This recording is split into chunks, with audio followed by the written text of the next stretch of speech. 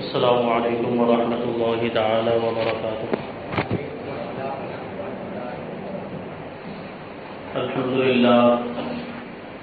الحمد للہ رب العالمین والعاقبۃ للمتقین والصلاة والسلام علی سید الانبیاء والمرسلین وعلی آلہ واصحابہ اجمعین، اما بعد فاعوذ باللہ من الشیطان الرجیم، بسم اللہ الرحمن الرحیم۔ رضی اللہ عنہم ورضوا عنہ وأعد لهم جنات تجري تحتها الأنهار خالدين فيها أبدا ذلك الفوز العظيم۔ صدق الله مولانا العظيم وصدق رسوله النبي الأمين المتين الكريم، ونحن على ذلك لمن الشاكرين والشاكرين والذاكرين والحامدين والحمد لله رب العالمين۔ آئیے ہم اور آپ سب سے پہلے حضور سرور کائنات فخر موجودات باعث تخلیق کائنات احمد مجتبی محمد مصطفیٰ صلی اللہ علیہ وسلم کی بارگاہ بے کس پناہ میں جھوم جھوم کر درود و سلام کا نذرانہ عقیدت پیش کریں اور پڑھیں اللہم صل علی سیدنا مولانا محمد معدن الجود والکرم والہ کرام و دین کریم و بارک وسلم صلاۃ و سلام علیک یا رسول اللہ صلی اللہ تعالی علیہ وسلم۔ عزیزان ملت اسلامیہ، آج ہم انشاءاللہ تبارک و تعالی جلیل القدر صحابی رسول کاتب وحی الہی حضرت امیر معاویہ رضی اللہ تعالی عنہ کی بارگاہ میں خراج عقیدت پیش کرنے کی سعادت حاصل کریں گے۔ حضور رحمت عالم صلی اللہ علیہ وسلم کی بارگاہ میں دور دور سے لوگ جو ادھر جو اسلام قبول کرنے کے لیے حاضر ہوا کرتے تھے۔ ایک مرتبہ یمن کے بادشاہوں کی اولاد میں سے حضرت وائل ابن حجر رضی اللہ تعالیٰ عنہ حضور اقدس صلی اللہ علیہ وسلم کی بارگاہ میں اسلام قبول کرنے کے لیے حاضر ہوئے۔ صحابہ کرام نے ان سے کہا کہ 3 دن پہلے ہی حضور صلی اللہ علیہ وسلم نے تمہارے آنے کی بشارت دے دی تھی، تم نے ادھر ارادہ بنایا تھا اور ادھر ہمارے آقا نے تمہارے آنے سے پہلے ہمیں خبر دے دی تھی کہ 3 دن کے بعد وائل بن حجر اسلام قبول کرنے کے لیے آئے ہیں۔ حضرت وائل بن حجر رضی اللہ تعالیٰ عنہ جب حضور اقدس صلی اللہ علیہ وسلم کی بارگاہ میں پہنچے تو حضور صلی اللہ علیہ وسلم انتہائی ادب و احترام کے ساتھ پیش آئے، ان کے لیے اپنی چادر بچھا دی، انہیں اپنے قریب بٹھایا، ان کے لیے برکت کی دعا فرمائی، انتہائی شفقت اور مہربانی فرمائی اور ان کے لیے جو ہے کہ دعائیں فرمائی اور تعریفی کلمات ارشاد فرمائے۔ وہ ممبر مقدس پر ممبر اقدس پر تشریف فرما ہو کر ان کی تعریف فرمائی اور پھر ان کے لیے مکان کی نشاندہی کے لیے ایک قریشی نوجوان کو مقرر فرما دیا کہ ان کے رہنے کا انتظام یہ ایک قریشی نوجوان تھے ان کے حوالے کیا کہ ان کو سپرد کر دیا کہ جو ان کا مکان ہے وہاں پر لے کر جائے۔ وہ قریشی نوجوان بھی مکہ کے سردار کا بیٹا تھا، لیکن اللہ کے رسول صلی اللہ علیہ وسلم کی درگاہ سے فیضیاب ہونے اور حضور صلی اللہ علیہ وسلم کی صحبت سے اخلاق و آداب سیکھنے کی وجہ سے اس کے دل میں ذرہ برابر سرداری والی بات نہیں تھی، وہ اپنے آپ کو سردار نہیں سمجھتا تھا۔ جیسے ہی حضور صلی اللہ علیہ وسلم کا حکم ہوا فوراً وہ قریشی نوجوان حضرت وائل ابن حجر رضی اللہ تعالیٰ عنہ کے ساتھ چل دیا۔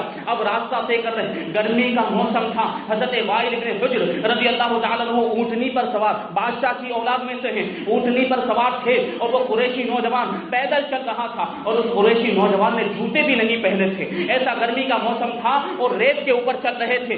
دیکھیں تھوڑی دیر کے بعد وہ قریشی نوجوان حضرت وائل ابن حجر سے کہتا ہے کہ دیکھیے گرمی بہت زیادہ ہے اور میں بہت دیر سے پیدل چل رہا ہوں، میرے پاؤں جلنے لگے ہیں، آپ جو ہے کہ اپنی اونٹنی پر اپنے پیچھے مجھے سوار کر لیجئے۔ تو حضرت وائل ابن حجر نے صاف انکار کر دیا کہ میں تمہیں اپنی اونٹنی پر سوار نہیں کر سکتا۔ تو اس قریشی نوجوان نے کہا کہ آپ سوار نہیں کر سکتے تو کم سے کم اپنے جوتے ہی مجھے پہننے کے لیے دے دیں تاکہ میں گرمی سے اپنے آپ کو بچا سکوں، تاکہ گرمی سے میں اپنے آپ کی حفاظت کر سکوں۔ تو حضرت وائل ابن حجر نے جو سرداروں والی بات تھی وہ ارشاد فرمائی، انہوں نے کہا کہ تم ان لوگوں میں سے نہیں ہو جو بادشاہوں کا لباس پہن سکو، تم ان لوگوں میں سے نہیں ہو جو بادشاہوں کا لباس پہن سکو، تمہارے لیے اتنا ہی کافی ہے کہ تم میری اونٹنی کے سائے میں چلتے رہو۔ کتنی سخت بات تھی، اگر ہم اور آپ میں سے کوئی ہوتا تو وہ آنکھ ببولا ہو جاتا، وہ غصے میں آپے سے باہر ہو جاتا، لیکن صبر و تحمل دیکھیں اس قریشی نوجوان کا، کس طریقے سے تحمل کا اظہار کر رہے ہیں، قوت برداشت کا اظہار کیا اور زبان سے کوئی بھی جواب نہیں دیا، کوئی بھی جواب نہیں دیا۔ وقت گزرتا گیا اور ایک زمانہ وہ آیا کہ یہ قریشی نوجوان پورے ملک شام کا گورنر بن گیا، پورے ملک کے شام کا گورنر بن گیا۔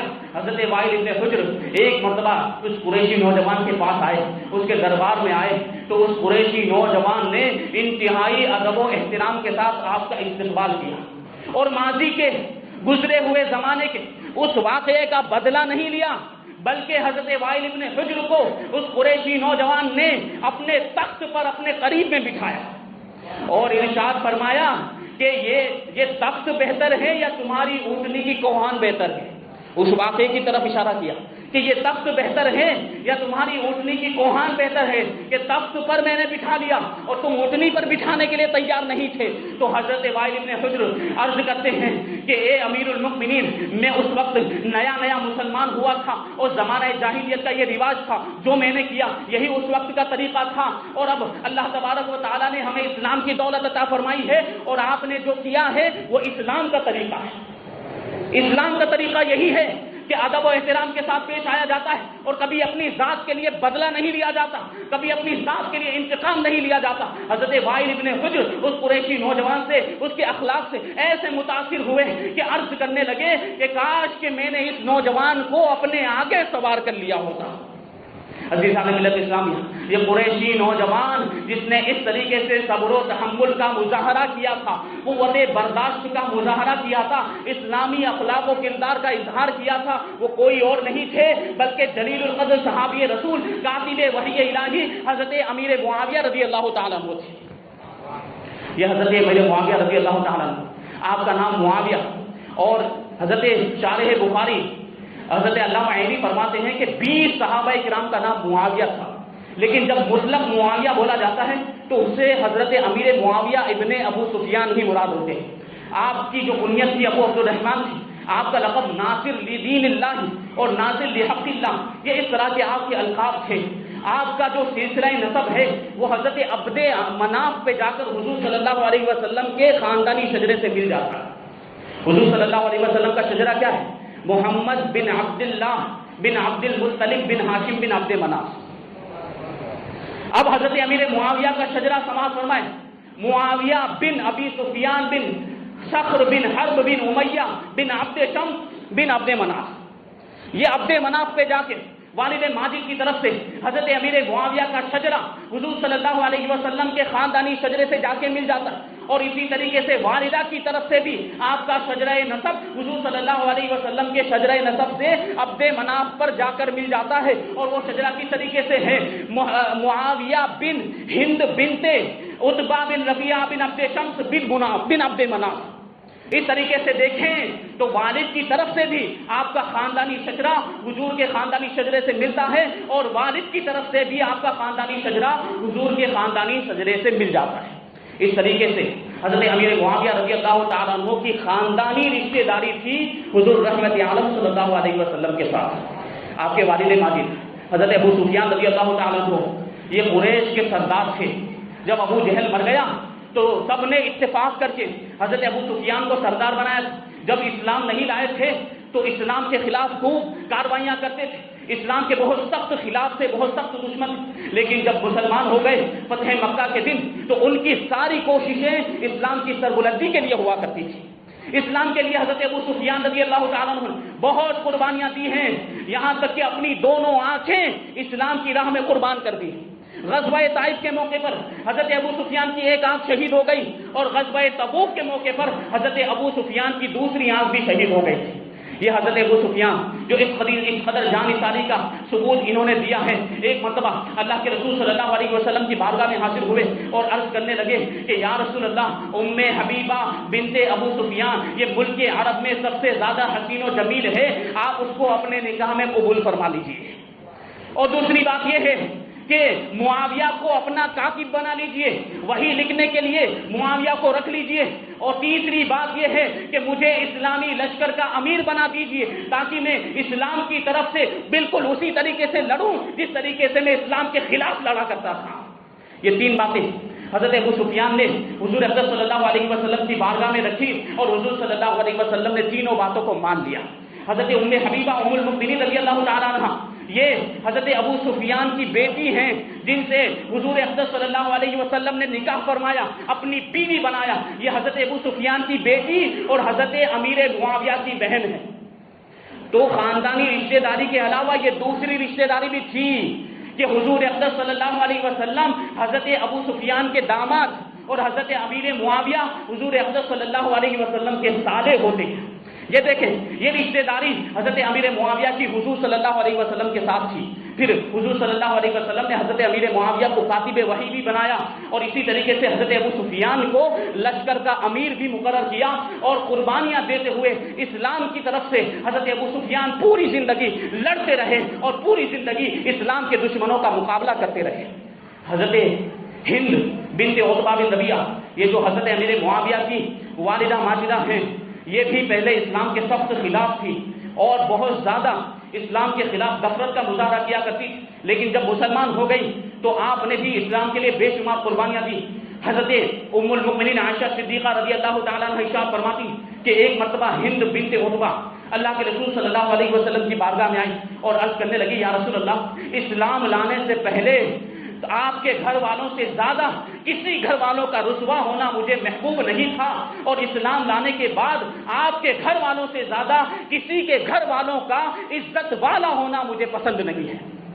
یہ حضرت ہند بنت عتبہ حضرت عائشہ فرماتی ہیں کہ پھر ہدیے بھیج کر، تحفے بھیج کر بھی محبت کا اظہار کیا کرتی تھی۔ جب اسلام لا چکی تو ایک مرتبہ حضرت ہند بنت عتبہ نے حضور اقدس صلی اللہ علیہ وسلم کی بارگاہ میں بکری کے 2 بھنے ہوئے بچے ہدیے کے طور پر بھیجے، اور اپنی خادمہ کو کہہ کر بھیجا کہ حضور صلی اللہ علیہ وسلم کی بارگاہ میں یہ پیش کر دینا اور عرض کرنا کہ آج اس وقت جو ہے ہماری بکری نے اتنے ہی بچے جنے ہیں، بہت کم بچے جنے، اس لیے 2 ہی بچے پیش کیے، اگر اور زیادہ بچے جنے ہوتے تو اور زیادہ یہ بچے آپ کی بارگاہ میں پیش کیے جاتے۔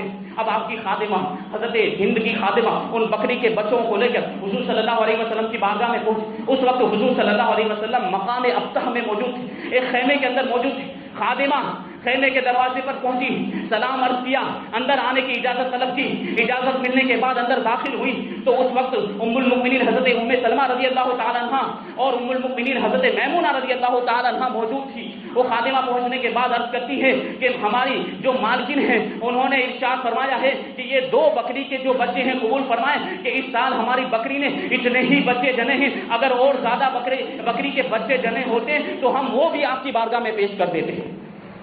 حضور صلی اللہ علیہ وسلم نے ان بچوں کو قبول فرمایا اور بکریوں میں برکت کی دعا فرمائی کہ اللہ تعالیٰ ہند کی بکریوں کے اندر برکت عطا فرمائے۔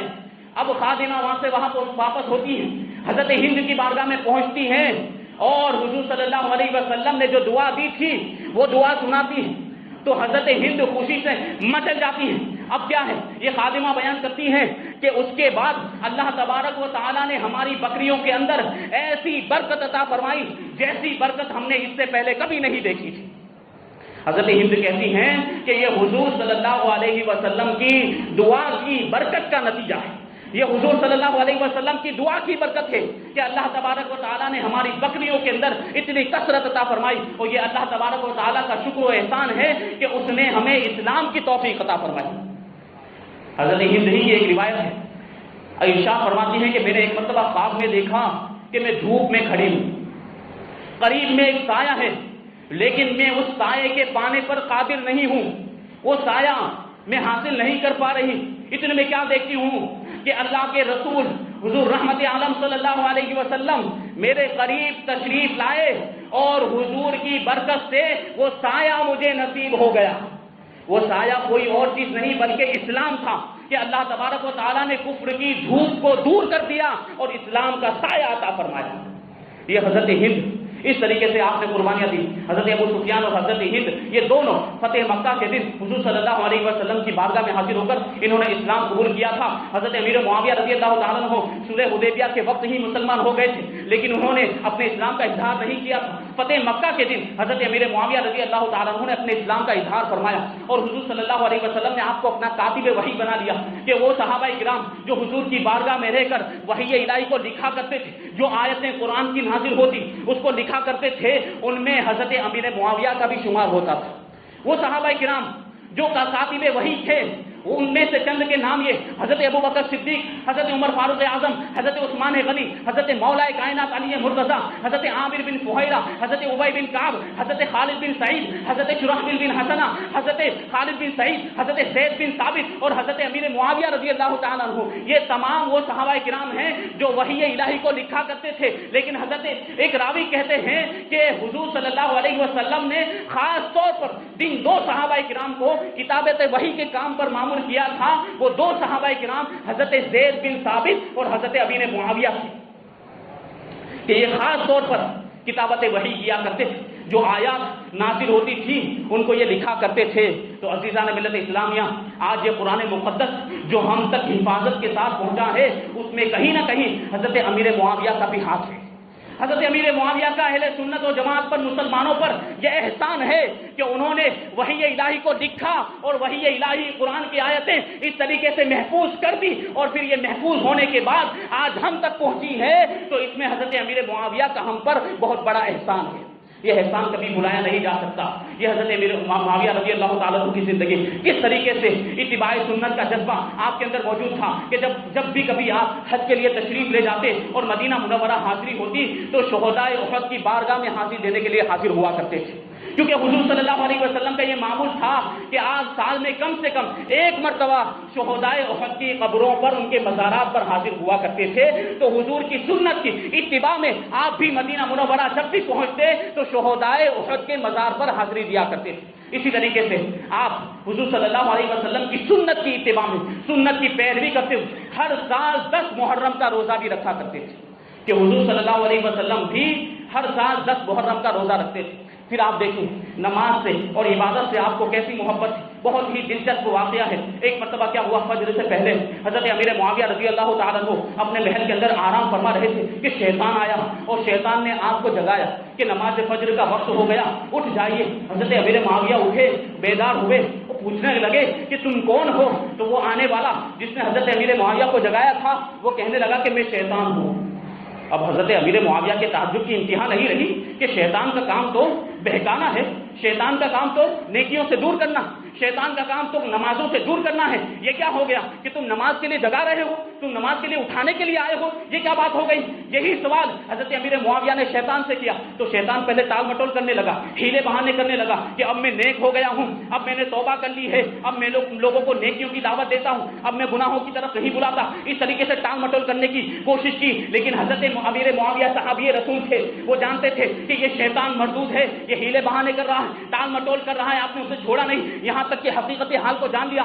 آخرکار شیطان مردود نے سارا واقعہ بیان کر دیا کہ آپ جو ہے کہ عبادت سے، نماز سے ایسی محبت کرتے ہیں کہ اگر آپ کی نماز قضا ہو جاتی تو آپ اتنا روتے، آپ اتنا گریا وہ جاری کرتے، اللہ کی بارگاہ میں اتنا گڑاتے کہ اللہ تبارک و تعالیٰ آپ کی قضا نماز کو تو قبول فرما لیتا، ساتھ ہی ساتھ اس نماز کے بدلے میں 1000 ادا نمازوں کا ثواب عطا فرما دیتا. اور مجھے یہ پسند نہیں. شیطان کہتا ہے میں اللہ کے نیک بندوں سے بغض اور حسد رکھتا ہوں، مجھے ہرگز یہ گوارا نہیں ہو سکتا کہ اللہ تبارک و تعالیٰ آپ کو ایک نماز کے بدلے میں 1000 نمازوں کا ثواب عطا فرما دے. یہ حضرت امیر معاویہ کی نماز تھی. اس طریقے سے نماز سے محبت کیا کرتے تھے. آپ دیکھیں حضور صلی اللہ علیہ وسلم سے حضرت امیر معاویہ کیسی محبت فرماتے تھے، بلکہ آپ سے تعلق رکھنے والی چیزیں، آپ سے نسبت رکھنے والی چیزوں سے کیسی محبت فرماتے تھے. حضرت کعب ابن زہیر رضی اللہ تعالیٰ عنہ نے حضور اقدس صلی اللہ علیہ وسلم کی شان میں قصیدہ لکھا، حضور کی شان میں ایک نعت لکھی، حضور کی بارگاہ میں پڑھ کر سنایا. حضور صلی اللہ علیہ وسلم بہت خوش ہوئے اور اپنی چادر مبارک حضرت کعب ابن زہیر کو عطا فرما دی. حضرت کعب ابن زہیر پوری زندگی اس چادر کو انہوں نے اپنے سینے سے لگائے رکھا. حضرت امیر معاویہ رضی اللہ تعالیٰ عنہ نے ایک مرتبہ حضرت کعب ابن زہیر سے کہا کہ یہ چادر مجھے دے دو، یہ چادر جو حضور کی بارگاہ سے تمہیں ملی ہے، یہ چادر مجھے دے دو۔ تو حضرت کعب ابن زہیر ارشاد فرماتے ہیں کہ یہ چادر مجھے دنیا اور آخرت سے زیادہ محبوب ہے، یہ چادر میں آپ کو کیسے دے دوں؟ لیکن جب حضرت کعب ابن زہیر کا انتقال ہو گیا تو حضرت امیر معاویہ نے ان کے صاحبزادے سے 20,000 درہم کے بدلے میں وہ چادر خرید لی۔ پھر پوری زندگی اس چادر کو آپ نے اپنے پاس رکھا۔ تو یہ حضور سے نسبت رکھنے والی چیزوں سے ایسی محبت فرماتے تھے۔ حضرت امیر معاویہ کے پاس حضور اقدس صلی اللہ علیہ وسلم کا ایک کرتا، ایک تہبند مبارک اور چند موئے مبارک تھے، چند بال مبارک تھے۔ جب آپ کی وفات کا وقت قریب آیا تو آپ نے وصیت فرمائی کہ جب میں مر جاؤں تو یہ حضور صلی اللہ علیہ وسلم کے جو تبرکات میرے پاس موجود ہیں انہیں میں مجھے کفن دیا جائے، حضور کا کرتا مجھے پہنا دیا جائے، حضور کا تہبند مجھے پہنا دیا جائے، اور یہ جو حضور صلی اللہ علیہ وسلم کے بال مبارک ہیں یہ میری آنکھوں پر، میرے منہ پر اور میرے سینے پر رکھ دیے جائے۔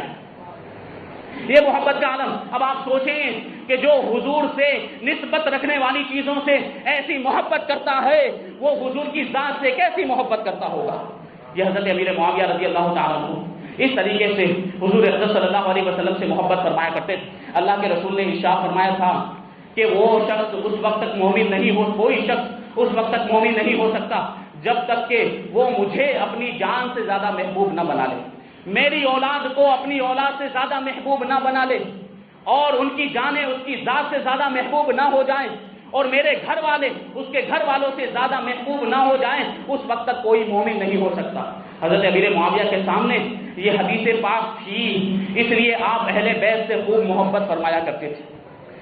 آپ کو میں بتاؤں حضرت مولا کائنات رضی اللہ تعالیٰ عنہ سے حضرت امیر معاویہ کیسی محبت فرماتے تھے۔ یہ چھپائی جاتی ہے بات، اس کو پوشیدہ رکھا جاتا ہے، اس کو بیان نہیں کیا جاتا۔ آج میں انشاءاللہ بیان کروں گا کہ مولا کائنات سے حضرت امیر معاویہ کیسی محبت فرماتے تھے۔ دیکھیں ایک مرتبہ کیا ہوا، حضرت امیر معاویہ تشریف فرما ہے کہ حضرت مولا کائنات علی مرتضیٰ مشکل کشا رضی اللہ تعالیٰ عنہ کا تذکرہ ہو گیا۔ ارشاد فرمانے لگے کہ علی مرتضیٰ جب بات کرتے تھے تو شیر کی گرج کی طرح آواز آتی تھی، اور جب وہ ظاہر ہوتے تھے تو چاند کی طرح روشن ہو کر ظاہر ہوتے تھے، اور جب کسی کو نوازتے تھے تو آسمان کی بارش کی طرح عطا فرمایا کرتے تھے۔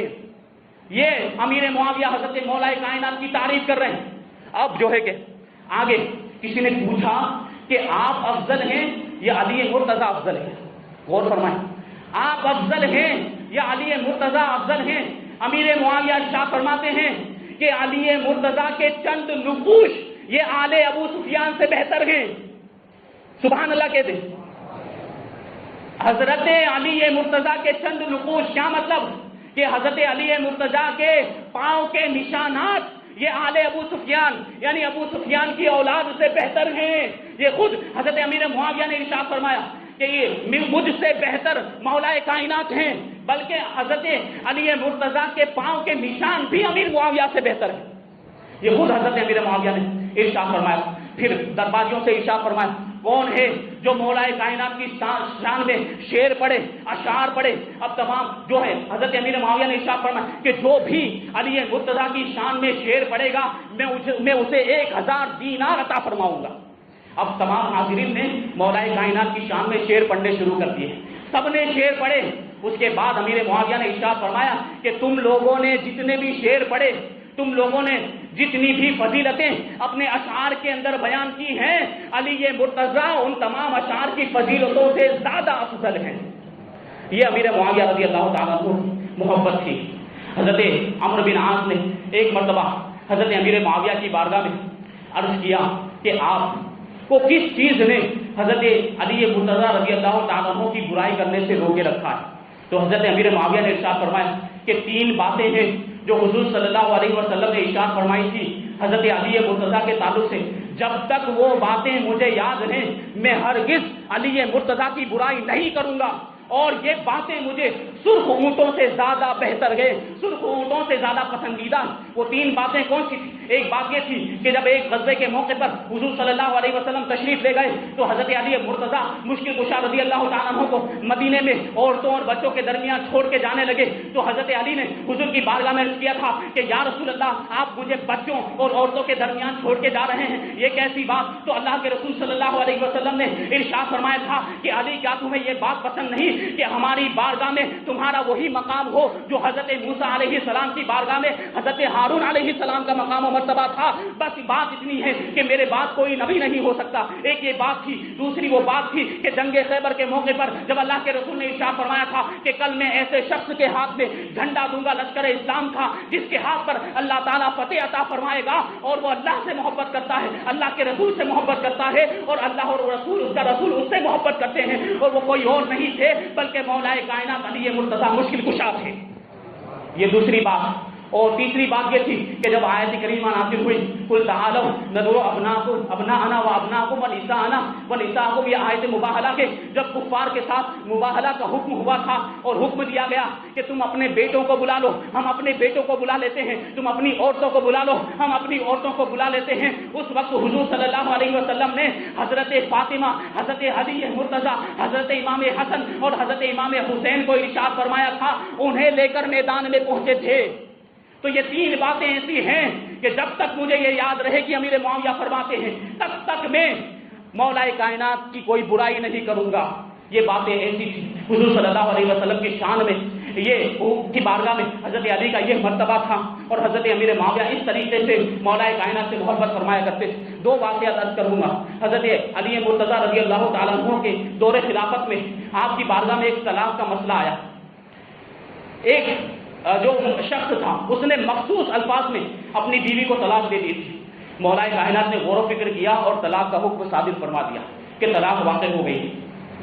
اب جب امیر معاویہ کا دور آیا تو وہ شخص دوبارہ حضرت امیر معاویہ کی بارگاہ میں آیا اور کہنے لگا کہ میں ابو تراب یعنی حضرت مولا کائنات کی بارگاہ میں حاضر ہوا تھا اور انہوں نے اس طریقے سے فیصلہ کیا ہے اور پورا واقعہ بیان کر دیا. تو حضرت امیر معاویہ نے ارشاد فرمایا کہ ہمارے قاضی کے فیصلے کو ہم تمہاری وجہ سے رد نہیں کر سکتے. مولا کائنات کو امیر معاویہ نے قاضی ارشاد فرمایا کہ مولا کائنات ہمارے قاضی ہیں اور ہم اپنے قاضی کے فیصلے کو تمہاری وجہ سے رد نہیں کر سکتے. یہ امیر معاویہ کا تعلق تھا مولا کائنات سے. دیکھیں کیا ہوا, آپ جب بھی آپ کی بارگاہ میں کوئی مسئلہ آتا, کوئی بھی اس طریقے سے کوئی مقدمہ آتا تو آپ مولا کائنات کی بارگاہ میں پیش کر دیا کرتے تھے. آپ خود بھی بہت بڑے فقیہ تھے امیر معاویہ, لیکن اس کے باوجود آپ فیصلے حضرت مولا کائنات کی بارگاہ میں پیش کر دیا کرتے تھے. ایک مرتبہ ایسا ہی ہوا, ایک مقدمہ آیا تو آپ نے حضرت ابو موسیٰ اشعری رضی اللہ تعالیٰ عنہ کو خط لکھا, پورا معاملہ بیان کیا اور ارشاد فرمایا کہ مولا کائنات کی بارگاہ میں یہ مقدمہ پیش کیا جائے, وہ جو فیصلہ کریں گے وہ فیصلہ ہمیں منظور ہوگا. چنانچہ حضرت ابو موسیٰ اشعری رضی اللہ تعالیٰ عنہ نے وہ پورا مقدمہ مولا کائنات کی بارگاہ میں پیش کیا. اس کو دیکھنے کے بعد حضرت علی مرتضیٰ رضی اللہ تعالیٰ عنہ نے فیصلہ صادر فرمایا. پھر اس فیصلے کے مطابق حضرت امیر معاویہ نے بھی حکم نافذ فرما دیا.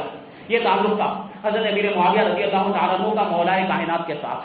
ابھی بہت سے فضائل باقی انشاءاللہ تبارک و تعالیٰ حضرت امیر معاویہ کے اور فضائل اور حضرت مولا کائنات اور علی مرتضیٰ رضی اللہ تعالیٰ عنہ کے درمیان کیا ہوا تھا وہ انشاءاللہ تبارک و تعالیٰ بیان کریں گے. اور اس تعلق سے ہمیں کیا عقیدہ رکھنا چاہیے, اہل سنت و جماعت کا کیا عقیدہ ہے, سنیوں کا کیا عقیدہ ہے, وہ انشاءاللہ تبارک و تعالیٰ آئندہ ہفتے بیان کرنے کی کوشش کروں گا. اگر آپ سننا چاہتے ہیں تو ضرور تشریف لائیں. اللہ تبارک و تعالیٰ ہم کو صحیح سمجھنے کی توفیق عطا فرمائے, اہل بیت سے محبت کرنے کی توفیق عطا فرمائے اور صحابہ کرام سے بھی محبت کرنے کی توفیق عطا فرمائے. وما علینا